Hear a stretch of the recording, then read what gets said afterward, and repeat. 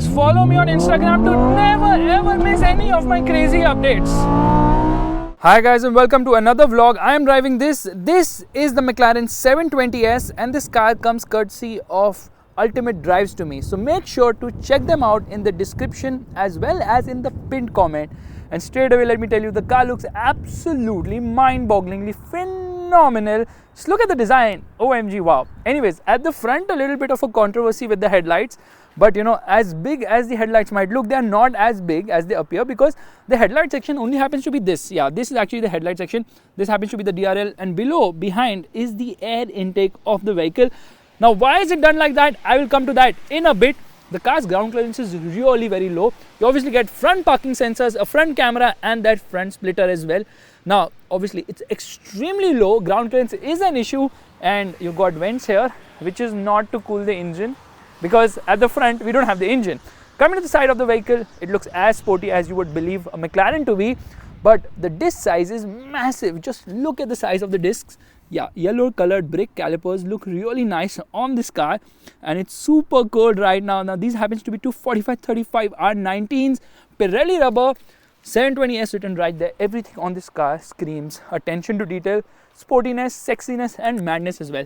Now being a rear wheel drive, obviously the rear tire size is bigger at 305/30/20. The wheels look beautiful, covered in black, and look at the width of the wheels, and there is no space between the body and the wheels. Well, you can imagine how stiff the suspension would be. Coming to the rear, now the rear is a piece of art. First and foremost, let me tell you, whenever you unlock the car, okay, the engine bay here, it glows in red.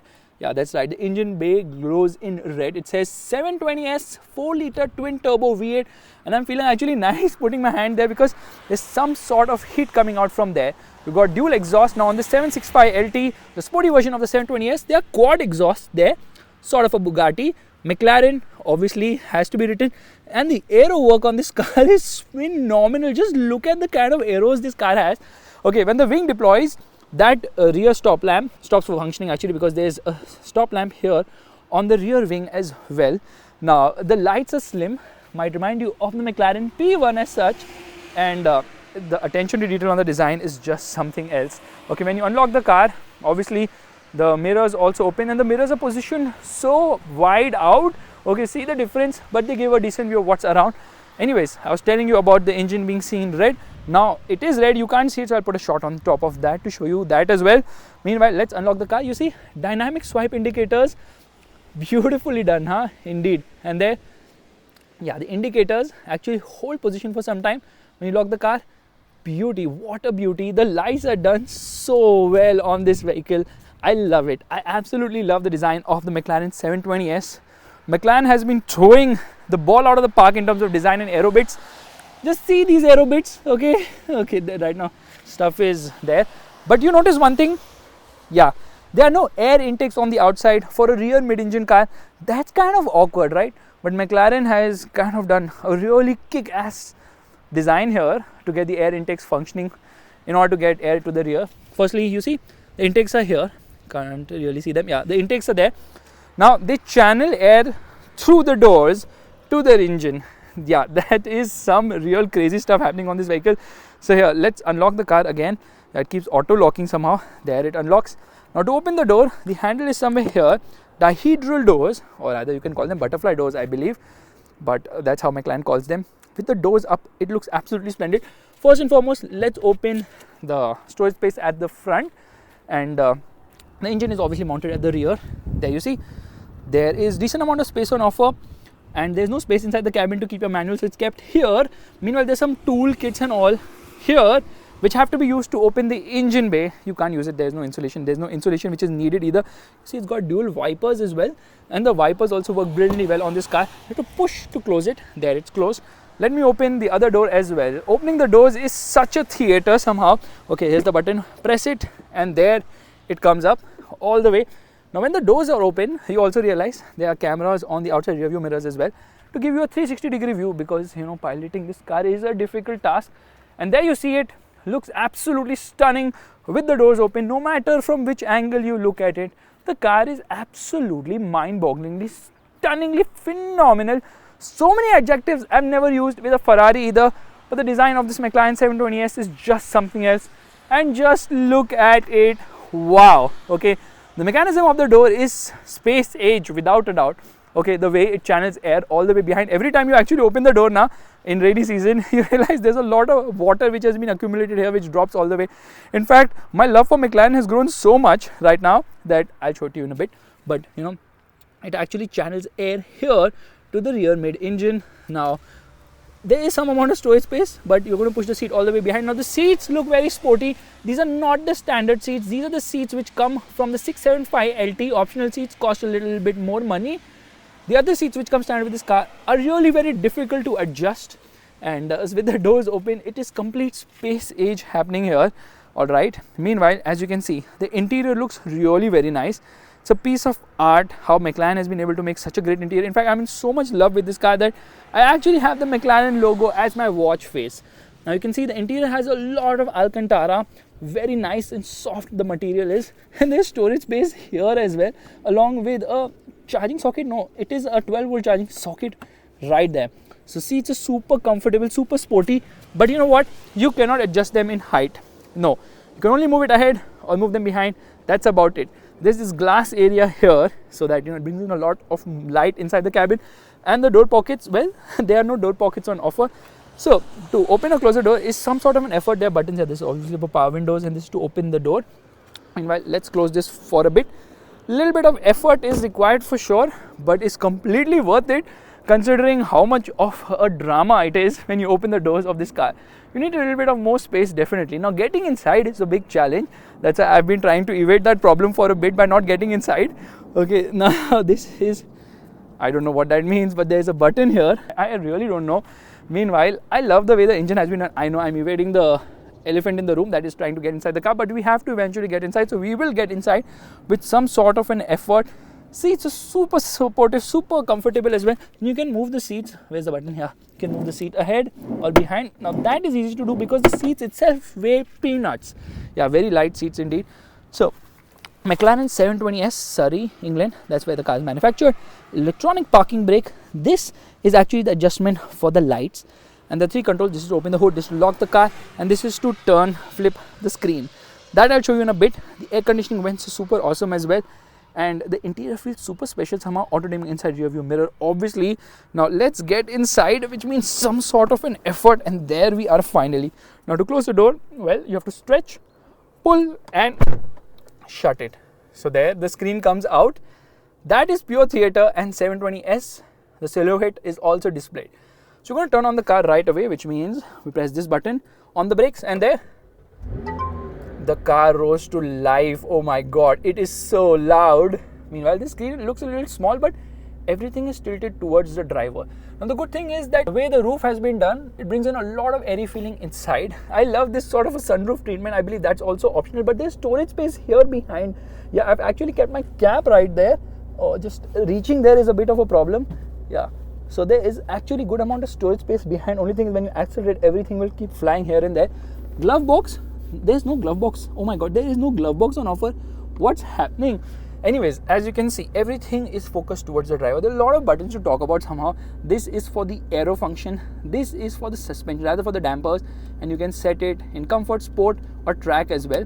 Meanwhile, this happens to be the button to turn off ESC, which is murder mode right now in this rain. And this is for the gearbox. So you can turn from comfort, sport to track or even get into manual. Meanwhile, this screen is a nice screen, but it's not very intuitive. This happens to be the navigation which you're seeing right now. Let's get back a bit. Yeah, in the main menu, as you can see, phone, media, navigation, radio, variable drift control. What is variable drift control? Well, first you need to turn off ESC, of course, but it lets you choose the amount of drift you want to do. Basically, it is sort of playing with the traction control system. Something similar in the Mercedes AMG GTR. Only thing is, in the Mercedes AMG GTR, it's a physical knob here. You can do it in a touch screen, which is kind of cool. The air conditioning control is also fully touch, which is easy to use actually, and also very intuitive somehow. Okay, we don't need to turn on anything at the moment. Unnecessary noise will be happening. Now the only thing is, it's not that intuitive, the system. Maybe I'm not used to this system before. I've never used some system like this before. But let me turn off the air conditioning. Here you see there's actually a helmet being worn by the person who's shown in the climate control system. That is so cool and weird at the same time. You can do quick hit. I mean, who really cares about this system? But let me tell you that the audio quality is actually quite nice inside this vehicle. I'm actually figuring out what button to press to go back, because it kind of looks weird and difficult to operate. So what you're going to do, we're going to get into radio right now, and we're going to play a radio.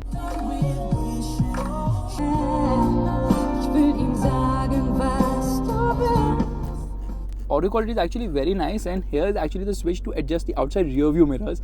That's kind of cool and weird. Now there's no gear selector, because these are the buttons to select the gear. This is to get into drive, this is to get into neutral, and this is to get into reverse. Hazard light button, and this is for the launch control function. There's a cup holder here which is very generous of McLaren. And below here also there's storage space along with 2 USB ports too. So yes, it's a practical sports car in that sense. It's not a sports car, it's a supercar. McLaren has given no buttons on the steering wheel because they don't want anyone to be distracted. The steering wheel is only for one purpose, which is to drive and steer the car. But you know what? Okay, you've got paddle shifters which look really very nice, and behind her you've got buttons. Now this is obviously for the wiper function. Let's use the wipers right away. There you see, lot of spray on offer. The wipers work brilliantly well too on this vehicle, and the design is also pretty nice on the wipers. That's the level of attention detail McLaren believes in. Meanwhile, here we've got the lever for the indicators and the pass by as well, and below here I believe this happens to be for the cruise control function. Meanwhile, also, you know, if you press this button you can get into voice commands. On the right side also, I think this is for the cruise control function. I don't know why we have so many buttons for the cruise control function. I may be wrong somehow, but if you press this button, the vehicle will actually lift. This is the lifting function. The only problem is, unless and until the steering is not straight, the vehicle will not lift. So here we go.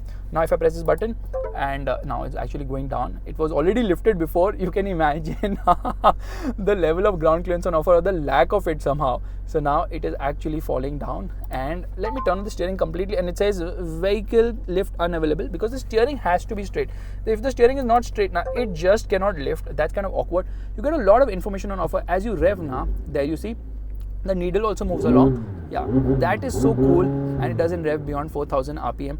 Meanwhile, when you change the modes of the vehicle, obviously, you know, the display also changes. In fact, once you get into track mode, you can press this button also. But if you get into track mode, the display actually changes like this, and it only shows you something what you need to see, nothing more. That is a tachometer, gear position indicator, as well as speed. Now telltale lights are placed here so that, you know, even when you are in this particular mode, you can see stuff around. That's also super cool. Very focused somehow. This car is very focused on the driver. In fact, you know, if you want to shut these vents, you just need to press it like this, and the vents close. Here, so obviously you can move them around to shut them. That's how easy it is. Now this cluster itself is loaded with so much information that it is very difficult to understand it at one go, but you can browse through a lot of information. Gives you every information possible which you would ever require in this vehicle. That's again a very good thing. Now, you know, the driver can obviously adjust both the windows as such, and the speakers are beautiful on this car. The attention to detail. In fact, you've also got a mirror here. That's super cool. Let's close this mirror, and there's a mirror here as well, again just in case you want to see how freaked out you are when this car is being driven. A lot of light placement. Everything in this car is just pure quality, sportiness and madness as well. Only thing is, this thing could have been a lot more intuitive. Somehow it's not, and though the navigation works pretty well. We are sitting in Germany right now, and Switzerland is right there. Like, you know, there's a river there, and you can just hop, skip and jump and reach Switzerland. That's how close Switzerland is. Love the seats on the car, and the seat belts really hug you, but you know, ऊपर नीचे तो होनी चाहिए थी. Now steering, obviously you can move up and down. So like this is how you move the steering up and down, and you can move it forward and behind as well. But the main thing here is that this is not actually for the cruise control. This is probably for the cruise control because it says set and speed. This is actually to browse through the multi-information display on the left, and you've got all the information you would ever need inside this vehicle. See, that is a lot of information, and you can browse through almost every possible information. That's really cool as well. Meanwhile, when we move the modes, you know, you see it's saying dynamics panel activation required, because when I'm trying to get into the other mode of the gearbox, it's asking me to do that. So while Ferrari puts everything on the steering wheel, McLaren has put it here in the center console so that the person who's sitting next to you can also help you with this, just in case. I'm just kidding. Now this cluster has a lot of things which we are not going to speak about, because honestly I know the most important thing for the Indian market is how the horn is, so we're going to press it right away. Yeah, that's pretty loud and usable as well. The seat is comfortable, good amount of thigh support, good amount of legroom on offer. In fact, there's good amount of space here as well, yeah, for your left foot. And meanwhile, headroom is also pretty decent here. Look, I have no issues with the headroom because the seat position is itself so low on this car. You're not going to face any issues with the headroom inside this vehicle. In fact, overall support, comfort, seat, weight, everything is perfect inside this McLaren 720S. But how is it to drive? Well, let's get going right away.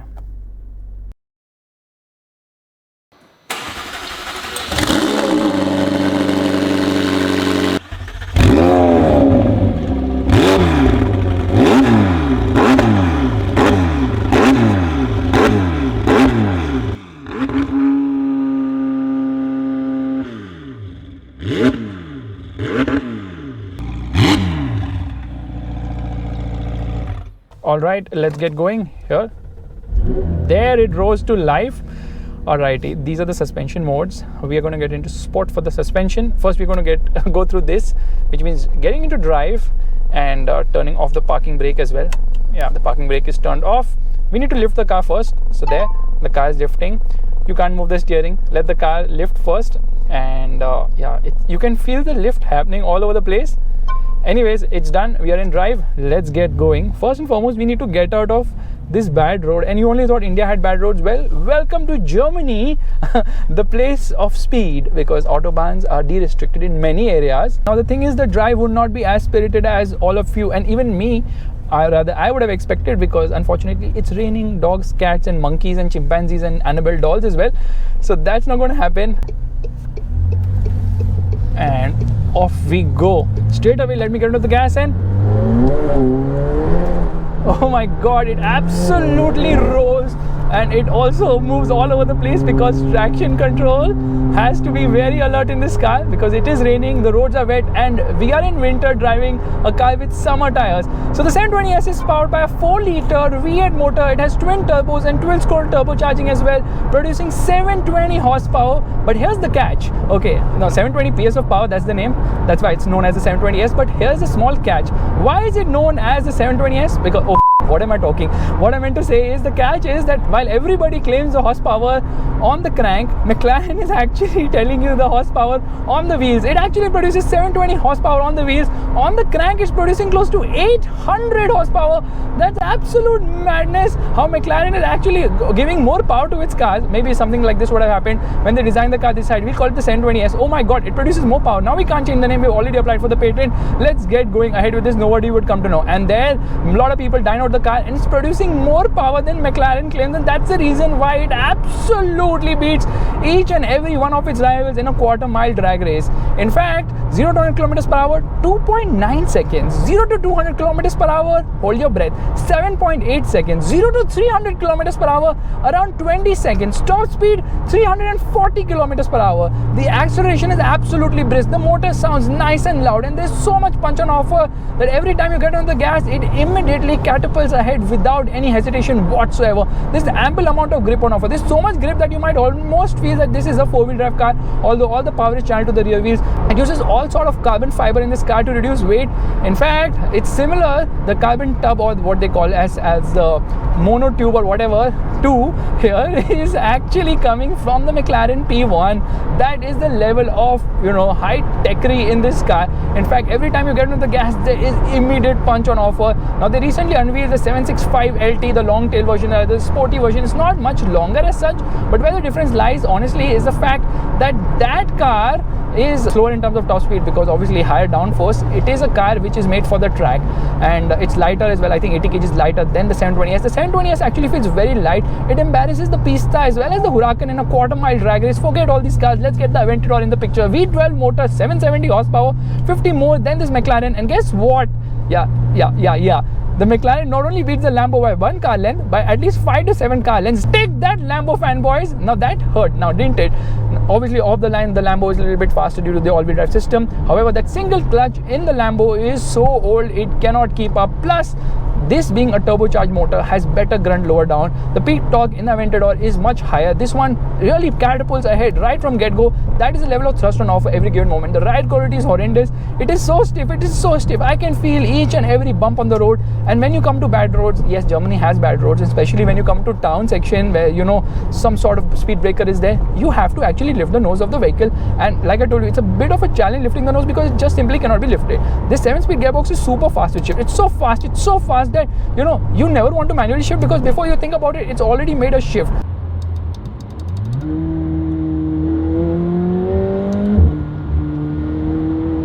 Yeah, it's not as loud as you would have expected. It's loud but not so smooth or sporty in that sense because of the turbos, not a naturally aspirated motor. So yeah, Lambo fanboys, I'll give you the Aventador for that one. But here, every time I downshift, oh my god, what a sound!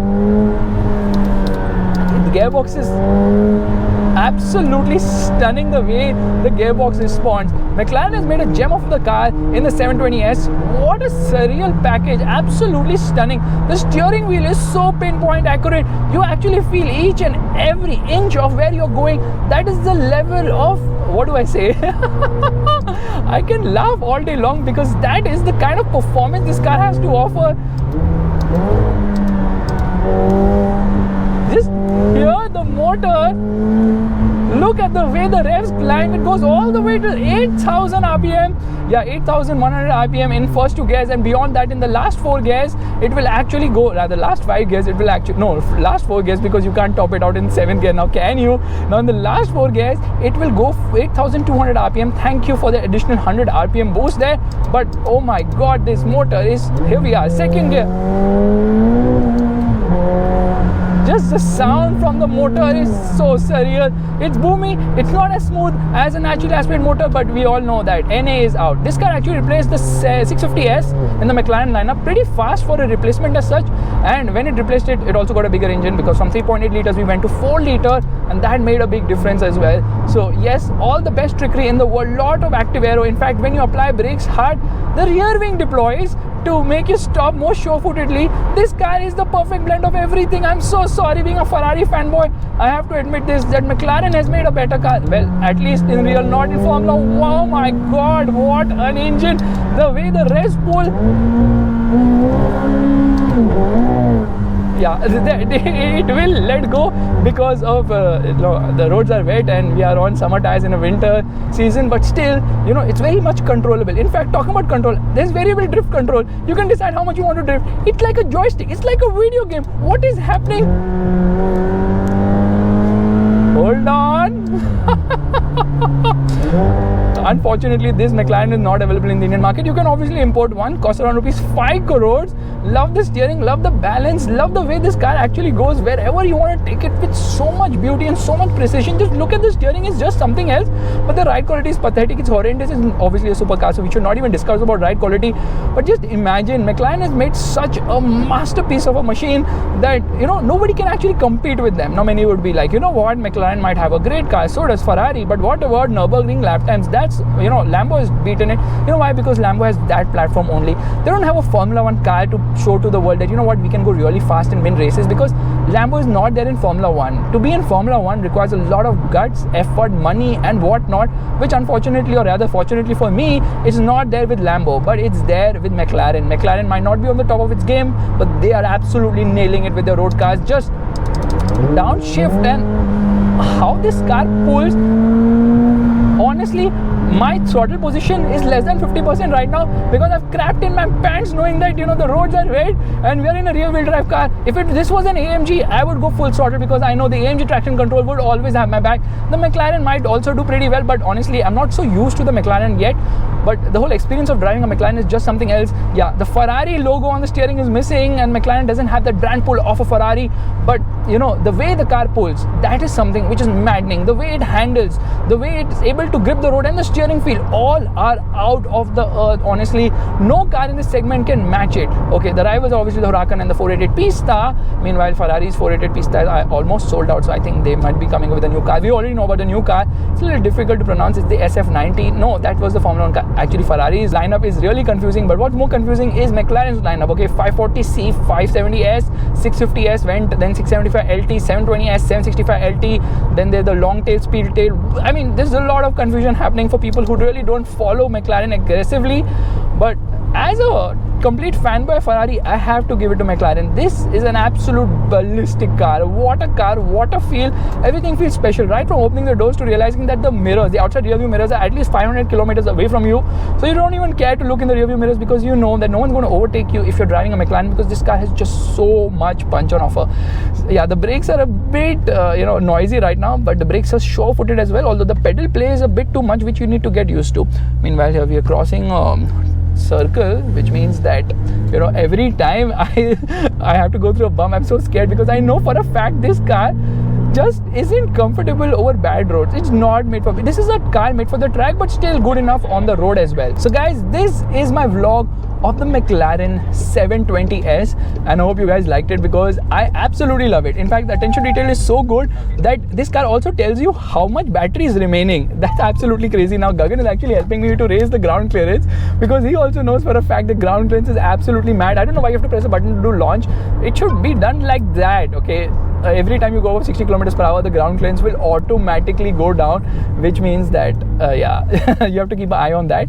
Otherwise, you're going to scrape something from this extremely expensive car. Now, this particular car is running Novitec suspension, which means that even lower, and the exhaust have been also modified. So it's not a complete system, but still it's kind of louder. Especially the cold start is so loud that your ears will pop out from your head. That's how loud it is. Anyways, guys, this is the end of the vlog. We're standing in no man's land right now. If you want to understand this car in a little bit more, common man's language, not overexcitement, then you should see Gagan's vlog, which is going to be coming. So I'm going to just park this car right away, right here, so that Gagan can hop in and give this car the beans. I'll walk and come if you plan to give the beans on this car because I'm so scared of this. The amount of power on offer, the amount of torque on offer, it's absolutely ballistic the way. Okay, we're going to take a U-turn, don't worry. Now another thing which I didn't show you, when you get into reverse, but I'm going to get into reverse anyway. So when you get into reverse, the screen actually comes here on the instrument cluster. That's so cool. And this is the park assist, 360-degree parking cameras and whatnot. The good thing here is the fact that obviously you can flip the screen if you want. It's not going to happen if you're going in reverse because it needs to show you the screen. Okay, we're going to get into neutral. Here in this system, so much water. This is the amount of water it drops. Here you go. There you see. That's like a sea falling off from the doors. Meanwhile, we are in neutral. And here, yes sir. You're doing a walk around or something? It's a fire station. Okay, this is a fire station, so we can't stop here. And the vehicle is suspended. Meanwhile, let's get into reverse. You get used to the system once and then everything is easy, but once you need to get used to the whole system of this vehicle. And I love this way who could have thought about the reverse display being here? That's super cool. In fact, it also tells you how much battery is left on the car in days, because most people don't drive it every day. Obviously, they cannot drive it every day. We're going to take some photos. The vlog is over. Why are you guys still hanging out here? I still don't know. What a car. Unfortunately, I could not do justice to this vlog by not driving it the way it should have been driven. But when the weather is better, we'll definitely come back here and drive this McLaren and maybe drive a few more other exotic cars. Pagani on the list, probably yes, but for that we'll have to wait for probably 2 million subscribers. So guys, if you like this vlog, you know what you have to do. Give it a thumbs up, that's a like button, and also subscribe to the channel. I will see you guys in the next video real soon. The McLaren comes courtesy of Mark, who runs Ultimate Drives, and he's going to tell us a bit about Ultimate Drives. So how does it exactly work? Well, basically we're a tour operator based in Zurich, and we put together packages which are a combination of an amazing car like the McLaren you guys were driving, the hotels and a driving route that links them up. So it's all really about kind of putting together a good car, a good driving route, and touring the best parts of Europe. So we do that stuff not just in Switzerland where we are now, we do tours in Tuscany, we do tours in the south of France and the German Alps. So it's same format but all over Europe. Okay, and so what are the months when these tours happen? Well, our season starts beginning of May. Obviously, you're here a little bit early, judging by the snow that we saw earlier on. But so normally beginning of May, unless you're in the south of France, when you can come in March. And then season goes till middle of October. So all of that time, it's great driving roads. We just say to people, if you can avoid July and August, it's just the European holiday season, so the roads can get a bit busier, but even then it's fine. It's never so busy in the mountains. And what are the kind of cars available on the platform? Well, anything from, we even do Mini Cooper-esque convertibles in the south of France, so if you want to start something fun, you can do that, but then right the way through Porsche Boxsters, Mercedes AMGs, Ferraris, Lamborghinis, Porsches, of course, so pretty much everything. And we do also get some families come too, so we do some 4-seater performance saloons and SUVs, that kind of stuff. But to be honest, it's the Porsches that are our kind of #1 selling car. All right, yeah, thanks a lot, Mark, for having us. And we had a thoroughly great experience driving the McLaren. And you can check out Ultimate Drives in the description as well as in the pinned comment to know more about having a driving holiday. Thank you so much for watching this vlog. If you liked it, make sure to give it a thumbs up. That's a like button, and also subscribe to the channel. I will see you guys in the next video real soon. It's again raining. Bye-bye.